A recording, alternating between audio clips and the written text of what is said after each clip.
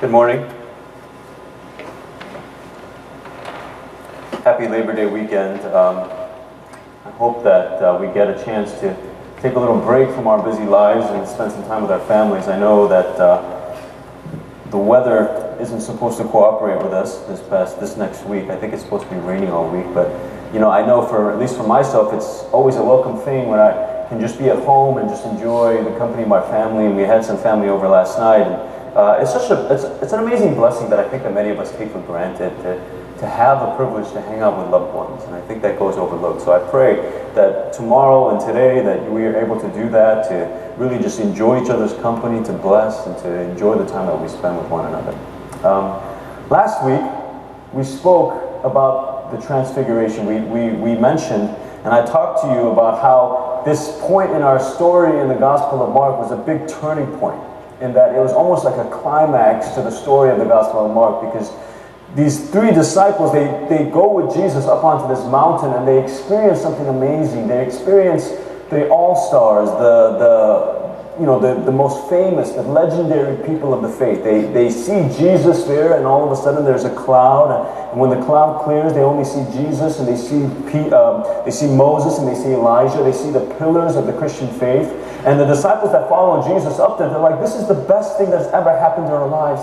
I've always dreamt about meeting these superstars, these legends, these all-stars of our faith, and here they are, all standing before us. And so Peter exclaims to Jesus, and he says, hey, let's stay here because it's good to be here. This is the best thing ever. And he's experiencing this mountaintop joy, being ecstatic, being excited about where they are.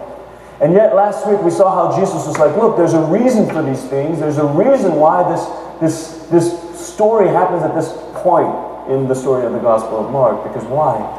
Now that you've encountered what is most important, that is Jesus, the love of Jesus, the grace of Jesus, the only person of Jesus, our purpose, our journey, our vision, our goal, our mission is to go back down the mountain, to preach, to proclaim, to live out the gospel of Christ. And so this morning we pick up right after last week, where the disciples are having this amazing experience of meeting Jesus, seeing Elijah, seeing Moses, and having this huge mountaintop experience, and they're really fired up, and Jesus is like, let's go down and do ministry now. This is the turning point. I'm going to show you through the way that I struggled, the way that I suffered, the way that I walked to the cross, the journey that we were all going to take. And the scene that welcomes the disciples and Jesus when they come down is a scene of where the people are arguing. Right? The teachers of the law are arguing. They're debating with one another. And what are they debating about? Essentially what the story is today is that there was a father who had a child who was demon-possessed since childlike, when they were really young. And he brought his child to the disciples to say, hey, we know that you've done this before. We've seen and heard stories about how you chased out these demons, healed people. Right back in chapter 6, we see this account where the disciples are sent out and they do these amazing miracles. And so this father hears about this and brings the child to the disciples and says, hey, I heard you can do this. I believe that Jesus is powerful, and know that you are the disciples, and we heard that the disciples of Jesus are able to do the things that Jesus is doing. And so please heal my son or my child. But something peculiar happens, because the disciples are here and they're praying and they're doing these things and nothing happens. They're unable to send this evil spirit, this unclean spirit from the child. And so, for whatever reason, the teachers of the law, they're debating about this. They're probably debating about why it was difficult for them, or why this wasn't happening. And notice, the teachers of the law, often in the book of Mark, is talking about the Pharisees and the Sadducees. They're going to use this occasion to discount Jesus again and again. They're going to say, see, Jesus does this with the prince of evil. He does these things in the authority of the evil one, or he does these things and he's using every opportunity they can get to disprove the power and authority of Christ. And so they may be arguing about different things. Okay? The question is for us though this morning, after we've just seen this amazing mountaintop experience last week, after in this story, in this part of the Gospel of Mark, why does Mark account this aspect of the story as soon as the disciples descend from the mountain? Especially right after they have this amazing mountaintop experience. Why does this scene, why is this story so poignant in the way of understanding the next phase in the journey for the disciples? I believe it's because when they went up the mountain, they have this experience with Jesus, right? They meet Jesus.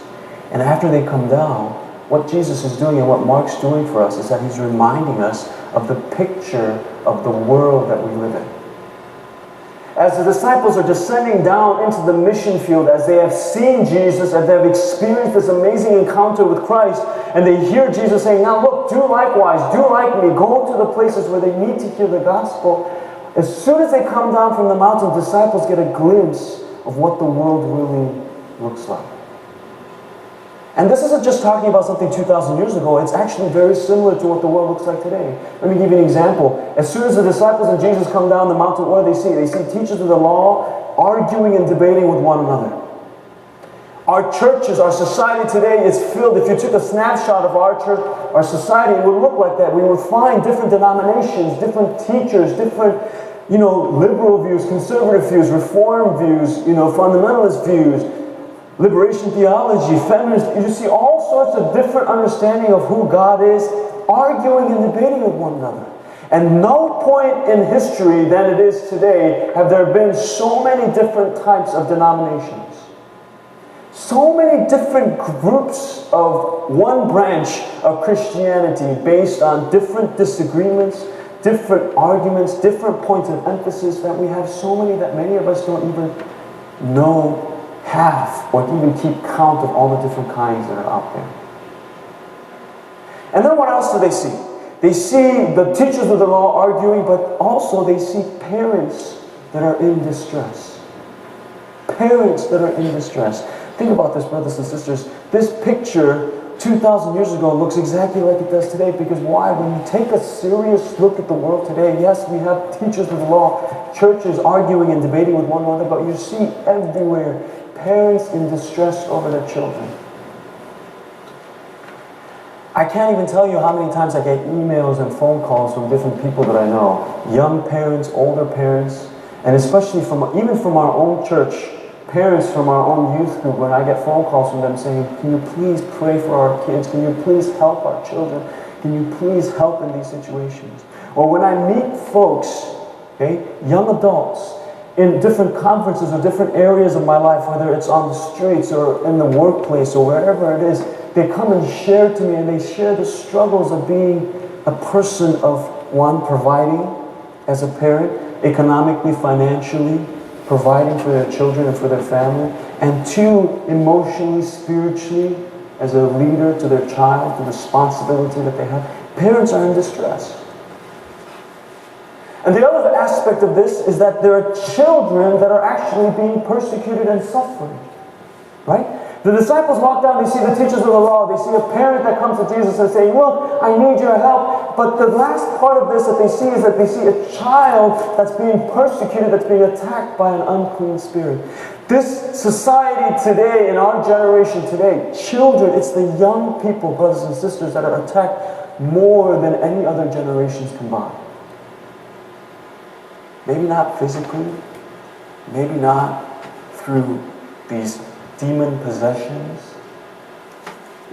But if you don't have a Facebook account, or if you've never had a social media site, if anything, I would encourage you to open it simply because you can see some of the things that our young people are posting online. Some of the blogs, some of the hooks, some of the stories.